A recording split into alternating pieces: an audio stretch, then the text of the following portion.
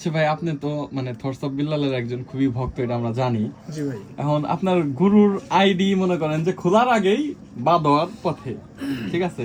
কারণ এই বিষয়ে আপনার মতামত কি? মানে তার সাথে এমনটা কেন হচ্ছে? এই বিষয়টা যদি আমি বলতে যাই, আসলে ভাই ভালো কারো সহ্য হয় না।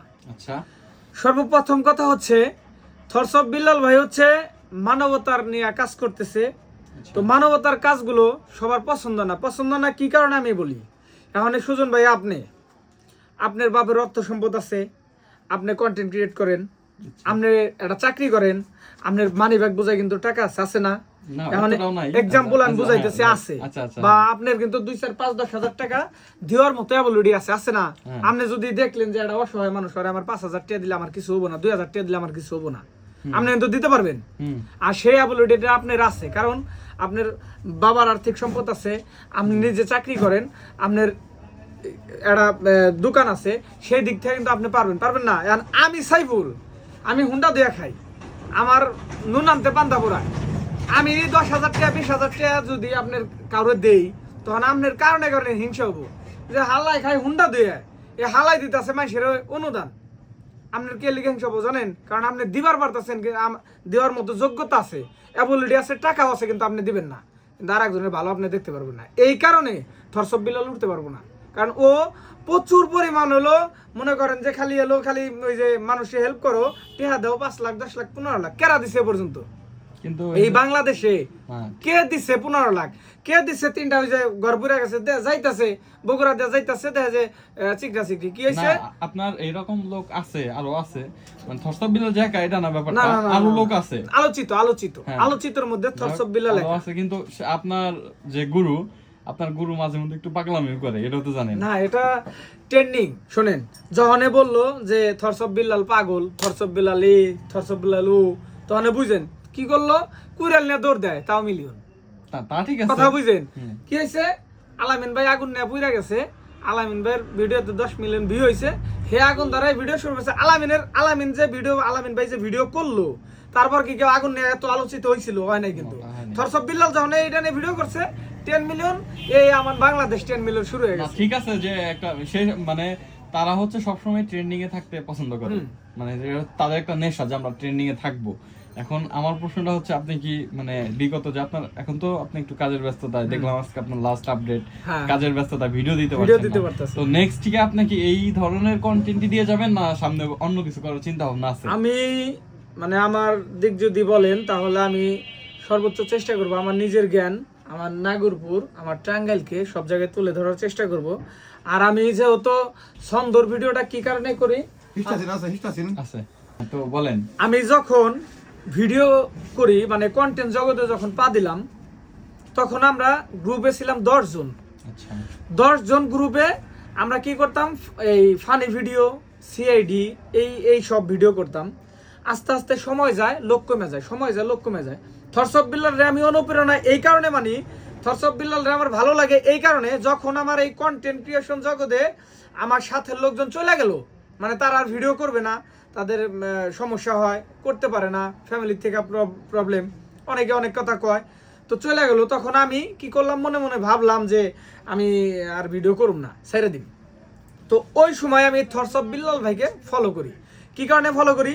যে সে একা ভিডিও করতেছে, জাস্ট একটা ক্যামেরাম্যান পিছনের থেকে ভিডিও করতেছে, আর থরস অফ বিল্লাল ভাই বলতে বলতে যাইতেছে, ভিডিও হিট। তো একা যেদিন আমি দেখলাম যে থরস অফ বিল্লাল ভাই একা নিয়ে ভিডিও করে, সেদিন থেকে আমি কি করলাম? এই ছন্দের ভিডিও, কফি ভিডিওগুলো শুরু করলাম। তা ওই 2-4 জনের ভিডিও নিয়ে আমি ওইটা কইতে এখন কি করি?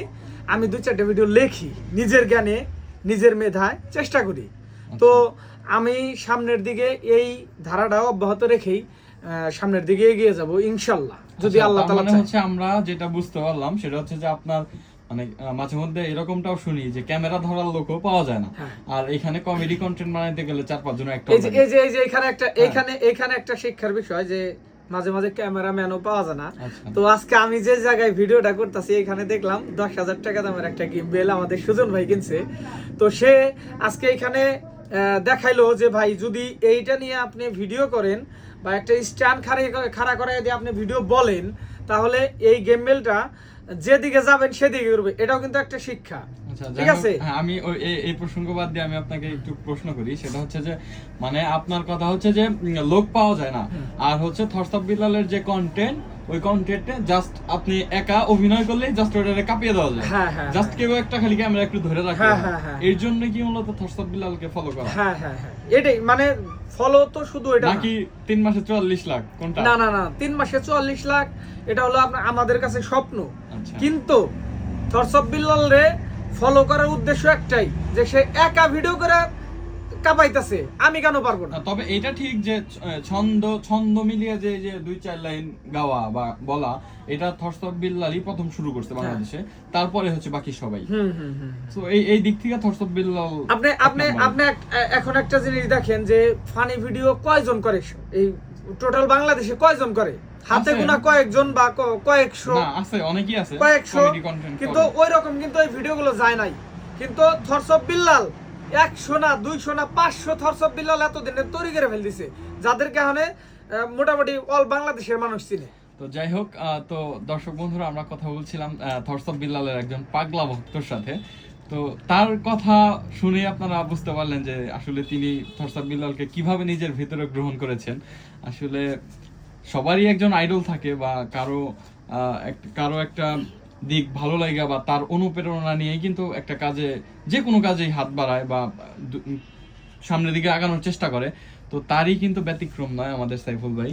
তো দোয়া করি যে ভালো কিছু করুক, তবে এমন কাউকে অনুসরণ করব না, বা এমন অনুসারী হয়ে এমন কিছু করব না যেটা হচ্ছে সেটার ফল শেষে নিজেকেই ভোগ করতে হয়। সো আমরা একটু চোখ কান খোলা রেখে কাজ করব, যারাই কাজ করি। তো আমরা একটু মানে সামাজিক দিকগুলো মেনটেন করে চলবো ইনশাআল্লাহ। তো আমরা আজকে থটস অফ বিল্লালের পাগলা আপনাদের কাছ থেকে এই মুহূর্তে বিদায় নিচ্ছি। তো সবাই ভালো থাকবেন। ফেসবুক থেকে ভিডিওটি দেখে থাকলে অবশ্যই একটি লাইক দিয়ে ফেসবুক পেজটি ফলো করে দিবেন, আর যারা ইউটিউব থেকে দেখবেন তারা অবশ্যই চ্যানেলটি সাবস্ক্রাইব করবেন। আর যদি এই ভিডিওটা আপনারা পর্যাপ্ত শেয়ার লাইকের মাধ্যমে থটস অফ বিল্লাল ভাইয়ের কাছ পর্যন্ত পৌঁছায় দেন, আমি মনে করব সর্বোচ্চ আমি খুশি হব ইনশাআল্লাহ। ইনশাআল্লাহ। আল্লাহ হাফেজ।